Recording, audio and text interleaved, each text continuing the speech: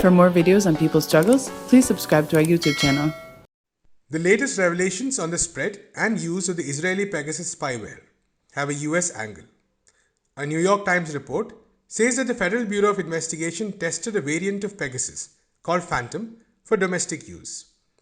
This dangerous cyber weapon, which can snoop on every bit of a person's communication via their smartphone, was finally not deployed.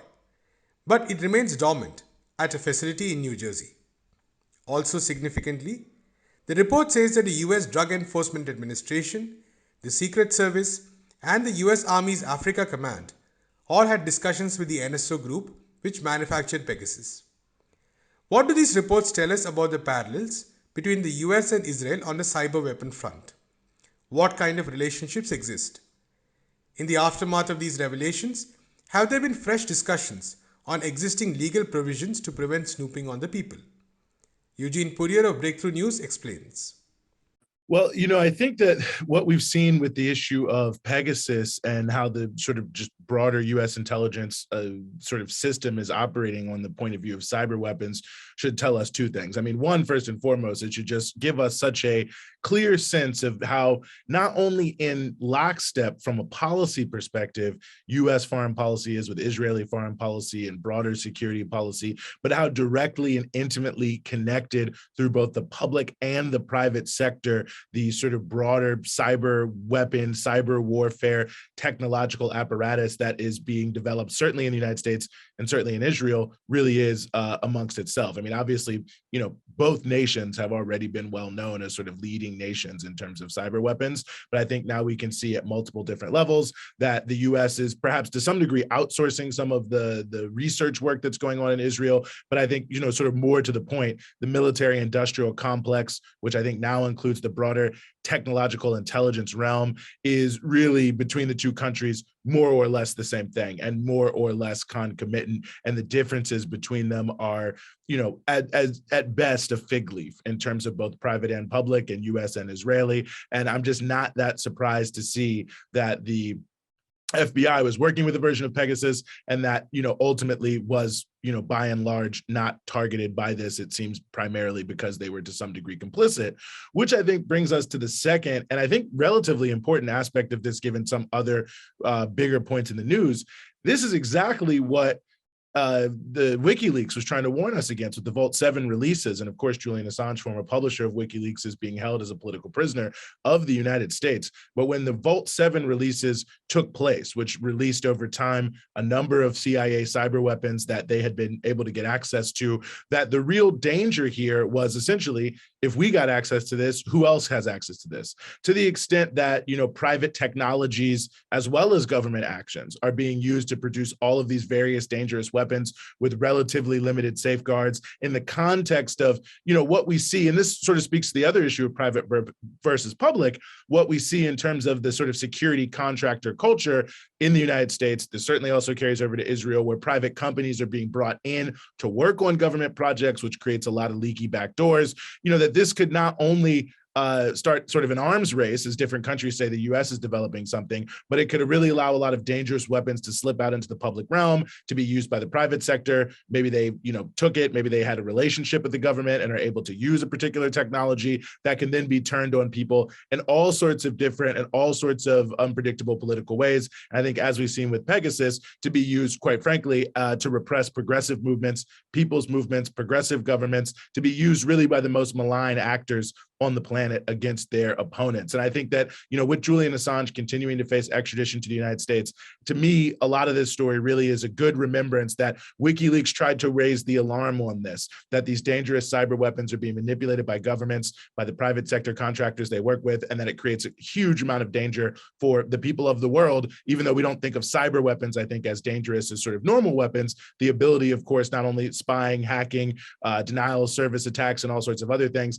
I think we've seen the true danger they can do. No discussion of substance. I mean, I think anytime you see any sort of acts, sort of scandal, as it were, around any sort of cyber weapon in the United States, there's always some little bit of discussion about whether or not, that someone should do something, but never does anything really happen. And in fact, I would say over the past 4 or 5 years, really certainly since Donald Trump has been president, all of the conversations around how to address some of the concerns that were raised in the wake of Edward Snowden coming forward with a number of allegations and documents that prove things to be true as it regards NSA spying. The entire thing has been significantly muted because in the context of the so-called Russiagate investigation, what we had almost immediately was a hyper drive behind the idea that cyber weapons were absolutely necessary as a counter to Russia, and a number of the most aggressive players as it concerns NSA spying and essentially allowing anything goes sorts of rules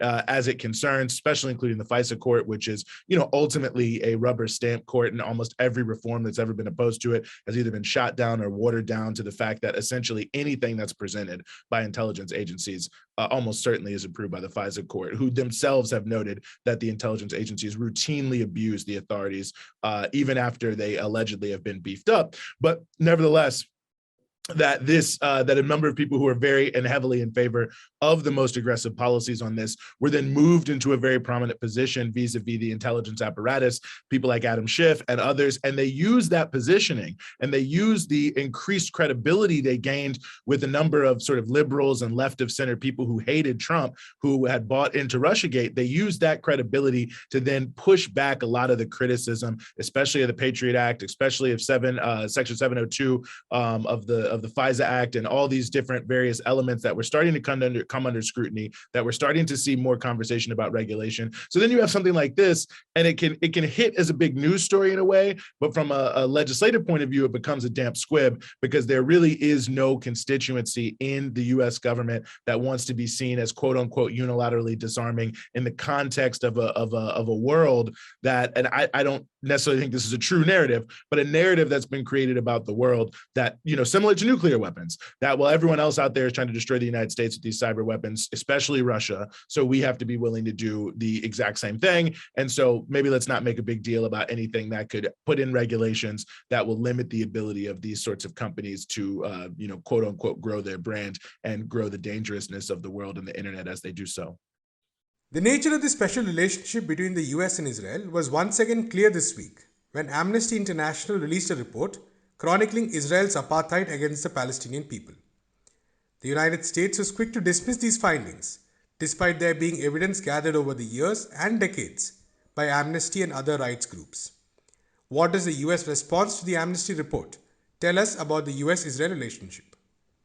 Well, the U.S. response to the Amnesty report declaring there is apartheid in Israel, good to see Amnesty finally got there. The hypocrisy of it is just breathtaking. I mean, Ned Price, the U.S. State Department spokesperson, the principal spokesperson, was even asked about it at a press conference by an AP reporter who said, you quote Amnesty International in every single case where you're trying to say a country is bad and to justify sanctions or military action or other hostilities.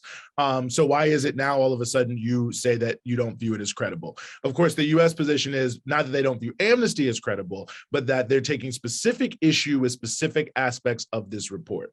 But I think there's only one real way that we can understand the reality here of the U.S.-Israeli relationship is the U.S. role is to try to essentially act as a human shield for any and all criticism of Israel and anybody anywhere in the world to insulate them from the consequences of their apartheid policies. We know, for instance, that the U.S. government put pressure on the International Criminal Court to prevent them opening a case, forget carrying out a case, even opening a case against Israel. Certainly, we've seen time and time again, the United States has played a facilitating role in the United Nations to prevent any form of sanctions or accountability around the blatantly illegal actions of Israel on the basis of international United Nations sanction, the United Nations Charter sanction law around the issue of illegal settlements that the United States itself considers to be illegal, but goes way out of its way to make sure that they can continue to build and push forward settlements. Just on a propaganda element, at any time where there's any critical moment for Israel where they're massacring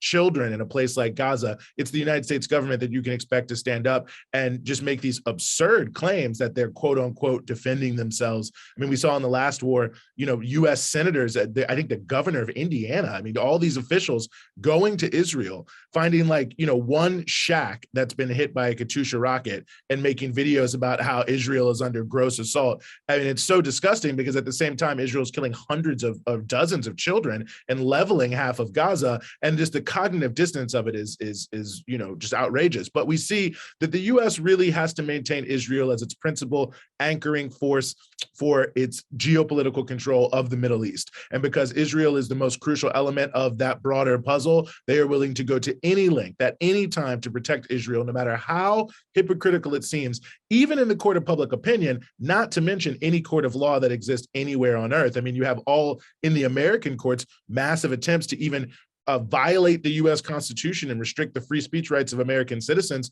to engage in a boycott against Israel, happening in dozens of states around this country and backed by many of the most powerful politicians. So I think it's a deep recognition of U.S. imperialism's essentially addiction to world domination that requires them to provide uncritical support for Israel in every possible way. I mean, even to the extent where, most people believe that Israel got nuclear weapons by stealing the information from the United States, and the United States still continues to back the fiction that Israel, of course, continues to maintain, still called strategic ambiguity, that they are in fact a nuclear weapon state, while of course telling Iran that they have no ability to, have even a domestic space industry or nuclear power industry. And if they try to, they'll be completely destroyed, sanctioned, and isolated. So the hypocrisy of it is breathtaking, but I think it's very much consonant with the broader goals of the United States and the region.